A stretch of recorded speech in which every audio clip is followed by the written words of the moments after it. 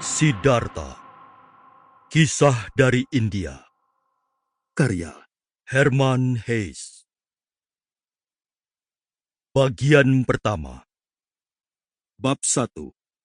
Putra Brahmana. Dipayungi keteduhan rumah. Disinari matahari pada tebing sungai di dekat perahu-perahu. Dalam naungan hutan kayu sal, di bawah bayangan pohon ara. Di sanalah Siddhartha tumbuh dewasa. Putra tampan sang Brahmana, elang belia, bersama sahabatnya Govinda, putra seorang Brahmana.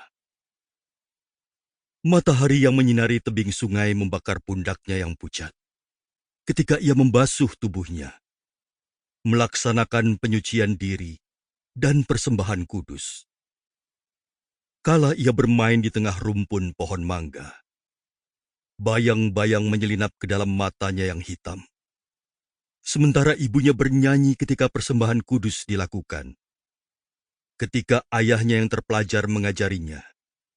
Ketika para orang bijak berbicara. Sudah sekian lama Siddhartha ikut serta dalam pembahasan orang-orang bijak. Berlatih perdebatan dengan Govinda. Melatih seni perenungan serta olah meditasi. Ia sudah tahu bagaimana mengucapkan Om tanpa suara. Madah utama di antara semua madah. Melafalkannya tanpa suara di dalam hati sambil menarik napas. Mengucapkannya tanpa suara yang keluar dari dirinya sendiri. Sambil mengeluarkan napas dengan seluruh konsentrasi jiwanya. Sementara dahinya dikitari cahaya roh yang berpikir jernih. Ia sudah tahu bagaimana merasakan Atman di dalam batinnya. Atman yang tak mungkin hancur, menyatu dengan alam semesta. Kebahagiaan meliputi hati ayahnya, melihat putra yang belajar dengan cepat, selalu haus pengetahuan. Ia melihat putranya tumbuh menjadi orang bijak dan pandita agung, pangeran di antara kaum Brahmana. Dada ibunya sesak oleh kebahagiaan kalau melihat Siddhartha berjalan. Ketika melihat putranya duduk dan bangkit berdiri, kuat, tampan, melangkah dengan kaki semampai, menyalaminya penuh hormat. Kasih sayang menyentuh hati para putri Brahmana belia. Tatkala Siddhartha menyusuri jalan-jalan kota dengan dahi bersinar, mata seorang raja, dan pinggul ramping. Tetapi di antara semuanya, yang paling mencintainya adalah Govinda, sahabatnya, putra seorang Brahmana. Ia menyukai mata dan suara manis Siddhartha, lenggangnya dan kesantunan sempurna gerak-geriknya. Ia menyukai apapun yang dilakukan dan dikatakan Siddhartha.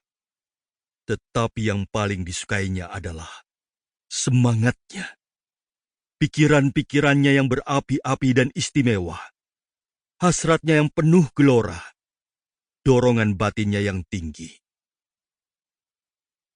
Govinda tahu, Siddhartha tidak akan sekadar menjadi Brahmana biasa. Bukan pejabat malas yang mengurus persembahan. Bukan pedagang serakah dengan jurus-jurus tenung. Bukan penceramah sombong yang dangkal. Bukan pandita yang menipu. Juga bukan domba sopan dan bodoh dalam kawanan besar. Tidak. Dan dia, Govinda, juga tak ingin menjadi salah satu dari itu. Bukan salah satu dari puluhan ribu Brahmana. Ia ingin mengikuti Siddhartha, yang terkasih, yang hebat. Dan di masa mendatang, ketika Siddhartha menjadi dewa, ketika ia bergabung dengan kaum yang mulia, maka Govinda ingin mengikutinya sebagai sahabatnya, pendamping.